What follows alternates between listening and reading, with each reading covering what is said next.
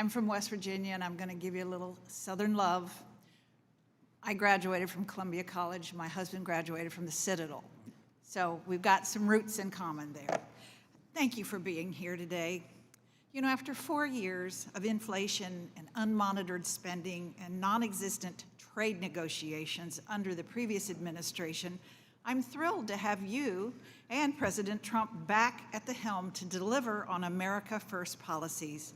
Having businessmen rather than career politicians running the country is already making a huge difference. Ways and Means Republicans have spent the better part of 2 years gearing up to reauthorize the 2017 Tax Cuts and Jobs Act and put more pro-working class tax policies in place. This committee passed the most significant tax bill in modern history last month, and the House followed suit. It is now time for the Senate to do their job and get this big, beautiful bill to the President's desk. I want to talk about 1099-K.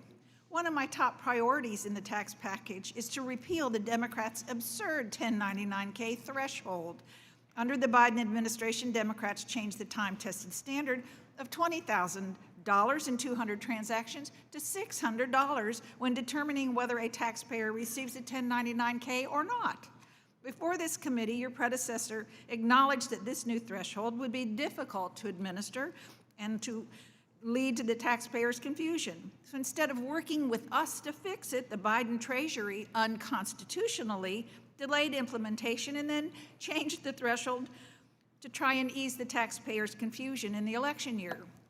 Unfortunately, there are still millions more 1099-K forms that were sent out, and Republicans have worked to restore the 1099-K threshold to the time-tested standard of $20,000 in 200 transactions by including my Saving Gig Economy Taxpayer Act in the One Big Beautiful Bill. Can you shed some light on how this policy and others being produced from your department will make life easier for our taxpayers?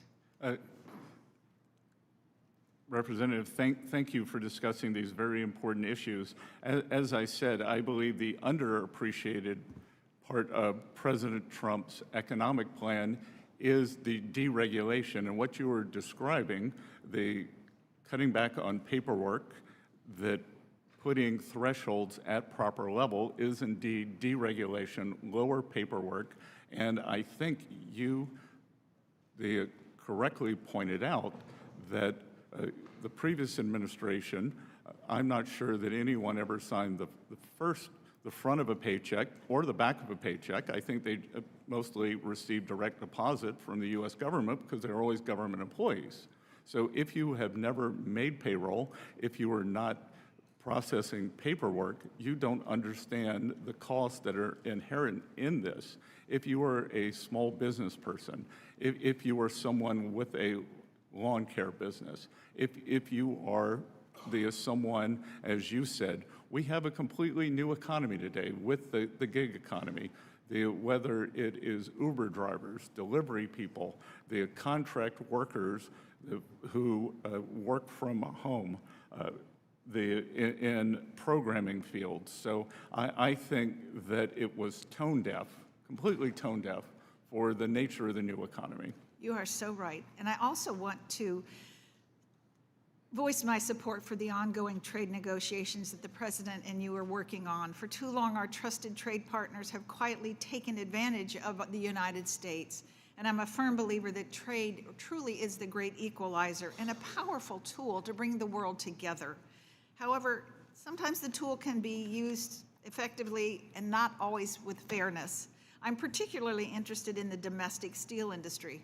From West Virginia, we've been producing quality steel for decades, and some in my hometown in Huntington and my district is currently ramping up more steel production even further with new mills in Mason County.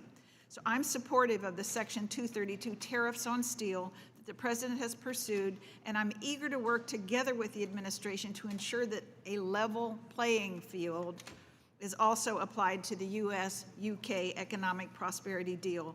The UK has a history of subsidizing its steel industry, which in turn often undercuts our domestic steel producers. Can you commit to continuing working on securing fairness for our domestic steel industry across trade deals? Representative Miller, I had the privilege of being with the president at the U.S. Steel factory in Pittsburgh a week ago Friday.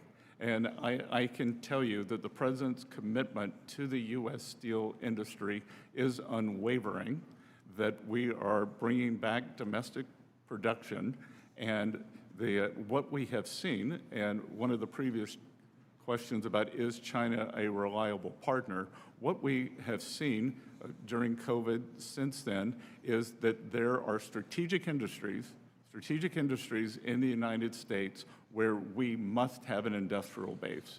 And I would put steel in the top 3. Thank you. Mr. Chairman, I yield back. Thank you. The committee will stand in recess for exactly 10 minutes.